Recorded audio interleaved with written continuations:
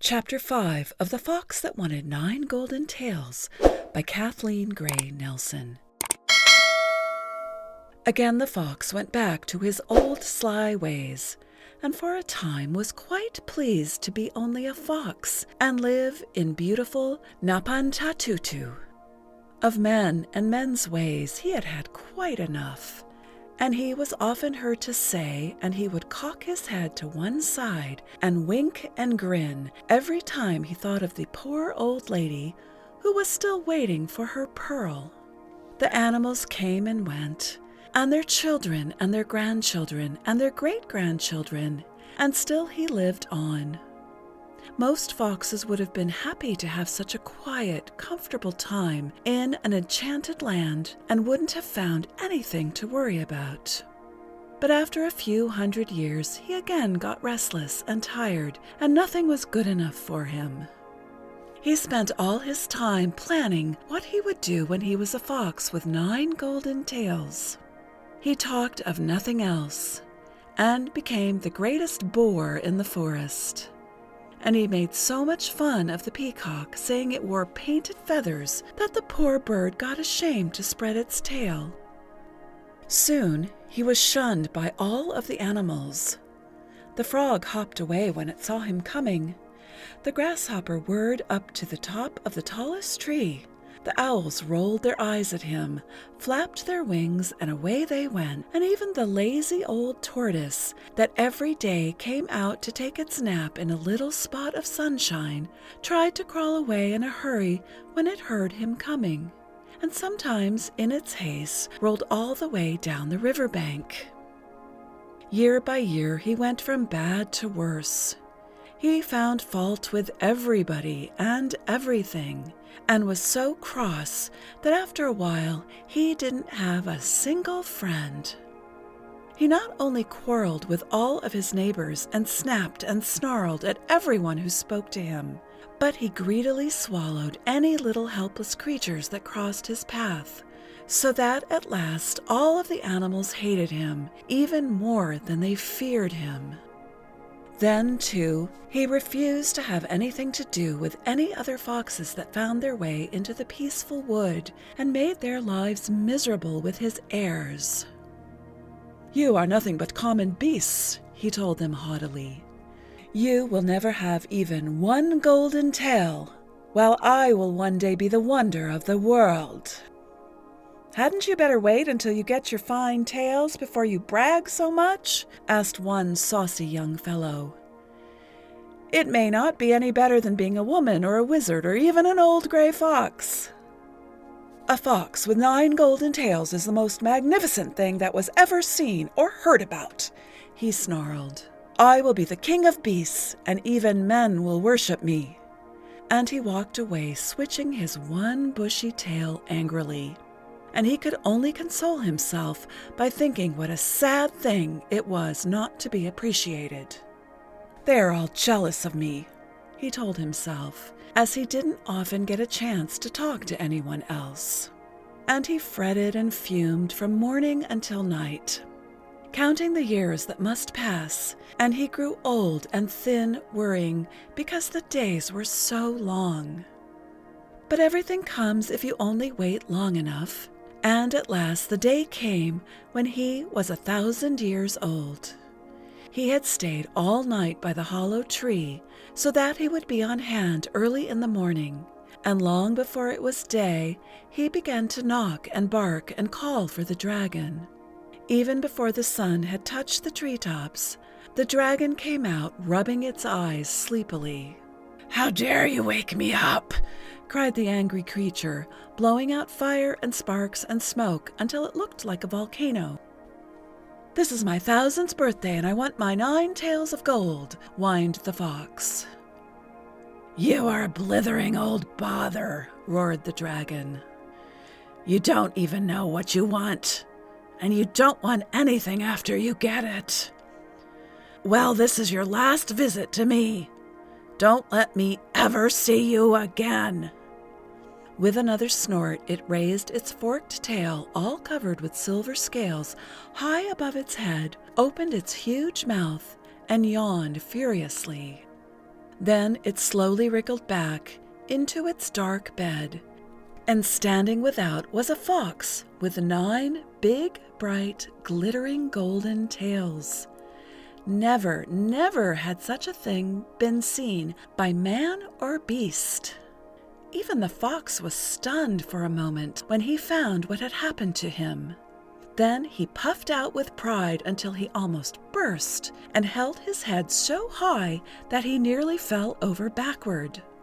He stood alone, the wonder of the whole world.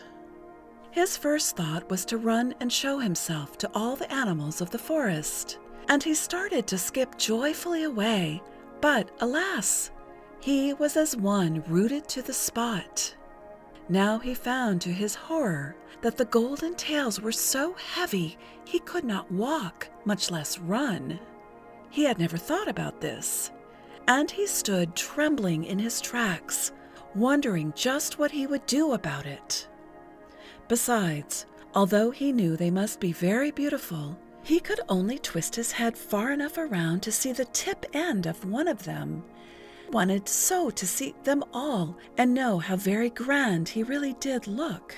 He kept lifting up first one foot and then another, and straining and tugging in his struggle to trot off and let himself be seen.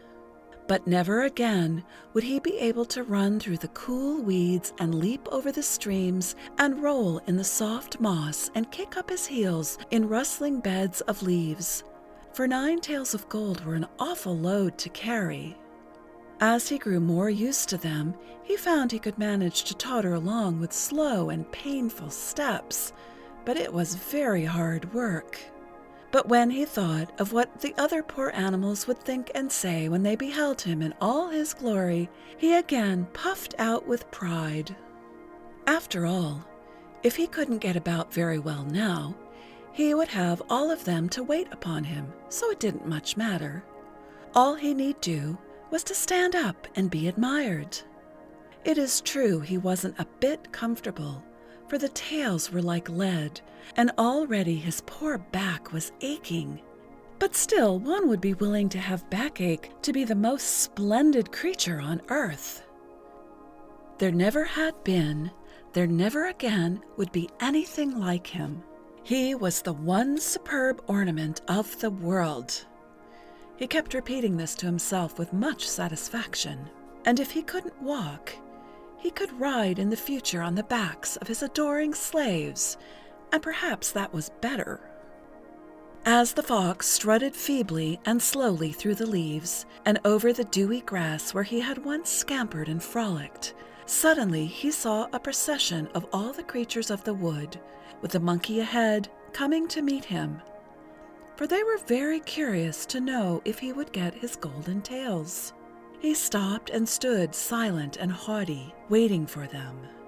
They gathered around him, but never said a word, and so he cried out shrilly, "Behold your king! I am the most wonderful animal in all the world. Never again on land or on sea will there be bird or beast or fish or fowl that can compare with me. Stupid things that you are, fall down and worship me." Now, what the animals saw was not anything beautiful or wonderful, but just the same old gray fox, with his back bald in patches, his legs trembling and his body twisted crooked by the weight of 9 stiff yellow tails that stuck out behind him. And the more they looked at him, the funnier figure he cut. As he ended his proud speech, he tried to spread his magnificent tails and strut as he had seen the peacock do, but he toppled over backward and kicked and squirmed in his efforts to get on his feet again. At this, the animals set up a shout that echoed through the forest.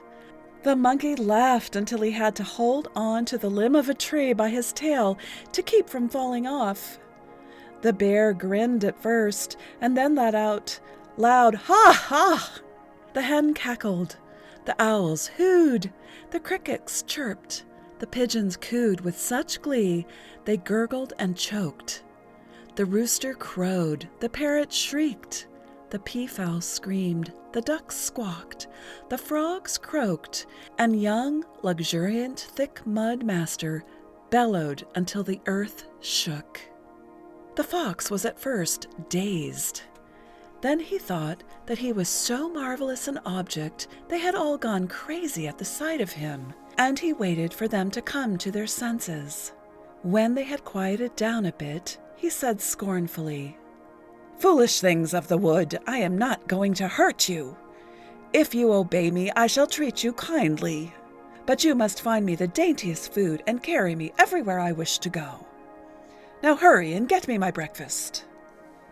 But the animals saw that a fox with 9 golden tails was but a helpless thing, not as much to be feared as the spry and snappy old fellow they had known for so many years. So some of them laughed and some of them sat down to watch him. "Obey me!" he screamed, his tongue hanging out with rage. "There never before was anything made like me." "No, because you are useless," said the tortoise. "A fox with 9 golden tails is the greatest thing in the world," he went on, not noticing the tortoise. "How do we know they are not brass tails?" asked the owl, and winked wisely. "And who is going to keep them polished?" asked the practical ant, who was known as a good housekeeper. "Who? Who?" hooted the owl. "Not I," said the grasshopper promptly, for he was afraid of work. The fox, puzzled, helpless, and angry, could only grit his teeth and glare at them.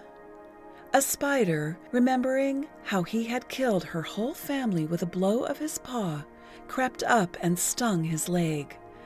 The wee soft rabbits that he knew were such toothsome dainties hopped around him and laid back their pretty pink ears and sniffed. The fat and fuzzy little chickens, who had been taught to hide under mother's wing and hold their breath when he came in sight, now flapped their baby wings under his very nose, and then ran away and cried "Peep, peep" at him. And the monkey giggled and threw a nut that hit one of his fine tails a sounding whack. For once the quick wit of the fox deserted him. He could only turn up his nose and snarl slowly, for he was trying with all his might to plan what to do next. He was the richest fox in the world, the only living creature with 9 golden tails. But what good were they to him if these silly creatures would not wait on him and worship him? In all the years he had lived among them, he had been greedy and selfish and cross and ugly, and now he had not a single friend. But he didn't blame himself, he blamed them. And the rage shut up within him boiled and bubbled until he foamed at the mouth. How he hated every one of them! Oh, if he could only take off his golden tails long enough to whip the saucy monkey! And how very nice one of those downy little chicks would taste! "I have all the gold in the wood," he said at last. "I am your king, and you are too stupid to know it." "Only men are ruled by a man because he has gold," said the wise old tortoise. "We know better. Had you been brave and kind and good, we would now be proud of you. But you have thought only of yourself. Now help yourself. You have all that you wanted. Be satisfied."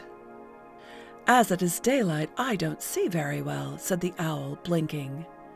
"But it doesn't seem to me that you're any handsomer with your 9 golden tails than you were with your old gray brush." The fox started. Could he believe his ears? Not any handsomer than any common fox? He who had 9 wonderful glittering tails of purest gold? "You are jealous of me, jealous, jealous," he barked. But as the animals did nothing but laugh, a great fear came over him. Perhaps after all his tails were put on wrong. It had really been quite dark when the dragon came out, and as he was not used to giving away golden tails, he might have made a mistake and stuck them on backward. Something surely was the matter with them. He must go to the river at once and see for himself. But he who had once been so light of foot that he hardly left a track in the softest mud as he skipped along, now found it very, very hard to get across the little strip of grass and weeds that lay between him and the forest mirror. He put forth every bit of his strength and swayed and tottered along, and all the animals followed him, scampering and laughing and pushing and shoving each other. And when at last he reached the bank, squirm and twist as he would, he could not get a glimpse of himself. He screwed his head around until his throat hurt. He twisted his thin body until his ribs stuck out. He stood on 3 legs and fell over on his nose trying to stand on 2, but always the tails seemed to turn around the wrong way, and the very best he could do was to see one of them. The animals kept making fun of him as they watched him. "What are you going to do with them?" politely asked the bear. "Do you have to wear them all the time?" quacked the goose. "Oh no, he is going to lend them to the tortoise sometimes," snickered the monkey. The fox, who had almost tied himself into a knot in his efforts to throw a proper shadow, did not take the trouble to notice them. "One tail is enough for me," screamed the peacock as he spread his shimmering fan and danced until he got so pigeon-toed he had to stop. "My grandmother, who was 900 if she was a day, told me it wasn't any fun to be better than anybody else," said the parrot, snapping his bill. "One got so dreadfully lonely." But the fox only turned his head first to one side and then to the other in his struggle to find out how he looked. He strained and tugged until his tongue hung out and water dripped from his jaws. He tried so hard to move his stiff tails that his muscles cracked. And all the time he kept backing out, until he stood on the very tip edge of the high bank. But he was so busy looking for his shadow that he never thought about anything else, and suddenly the dirt crumbled under his feet, and without a moment's warning he tumbled backward into the river with such a mighty splash and splutter that all the animals got a shower. When he hit the water, he struck out with all 4 of his feet, for he was a good swimmer, but the tails of gold were like iron weights upon his back, and he only churned the water into foam as he kicked and snorted. Then, with one great struggle that sent the ripples flying in every direction, he shot down like a torpedo to the very bottom of the deep river. And he never came up again. The animals shrieked and ran to the riverbank. The stork, who had been standing on one leg all the morning, took down his other in a hurry and hopped over into the rushes, where he stretched his long neck as far as ever he could and peeped into the muddy stream. The monkey wrapped his tail around a bush to keep from falling as he screwed up one eye and tried in vain to see what had become of the fox. Luxuriant thick mudmaster toppled off the bank in his fright and made another splash. A fish, not knowing what to make of so much noise, jumped out in the grass and turned a somersault. The owl snapped both his glassy eyes, but saw nothing. The bullfrog dived down as far as he could and came up coughing and choking, but the fox, golden tails and all, was gone forever. He made a plunge where the stream was deep and saw too late his blunder, for he had hardly time to peep before his foolish head went under. Sadly said the tortoise, who prided himself on knowing a lot of real poetry. But the rabbit winked his long ears and whispered to the ant, "Good riddance." Once again, hundreds and hundreds of years went by, as they always do if you wait a while.